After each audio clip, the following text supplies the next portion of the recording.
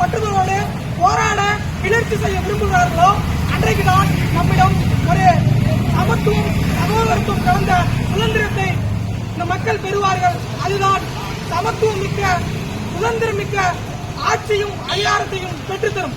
அது மட்டும் இல்லாம தொடர்ந்து பல பிரச்சனைகள் நம்ம ஊர்ல நடந்துகிட்டே இருக்கு.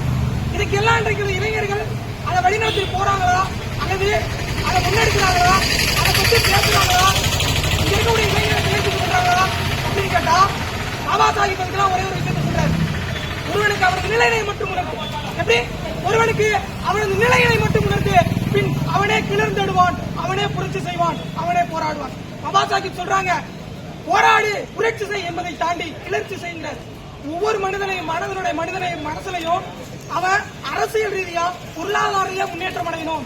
அப்பதான் இந்த சமூகம் ஒரு சமத்துவம் மிக்க சுதந்திரம் மிக்க சமூகமா முன்னேற்றம் அடையும். அதற்கு நீலவானம் பல மாணவர்களுக்கு தொடர்ந்து பல வகுப்புகளை நடத்திக்கிட்டு இருந்து மக்களை அறிவு ரீதியா அறிவால இயந்தாம அறிவு ரீதியா போராடுறதுக்கு என்னென்ன வழியோ அதான் நம்ம கையில் எடுக்கிறோம். பாபா சாஹிப் கிட்டத்தட்ட ஒரு 10 லட்சம் பாபா சாஹிப் புத்தகங்களுக்கு மாறும்போது கிட்டத்தட்ட 10 லட்சம் மக்கள் மாறுறாங்க.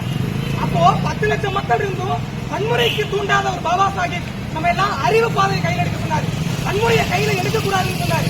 நம்ம எல்லாரும் படிச்சு முன்னேறி நாம பாபா சாஹிப்பினுடைய புகழ அவரு கண்ட கனவை படிச்சு காட்டணும். அதற்கெல்லாம் தொடர்ந்து சொல்லுவோம். ஜெய் பீம், ஜெய் பீம், ஜெய் பீம், ஜெய் பீம்.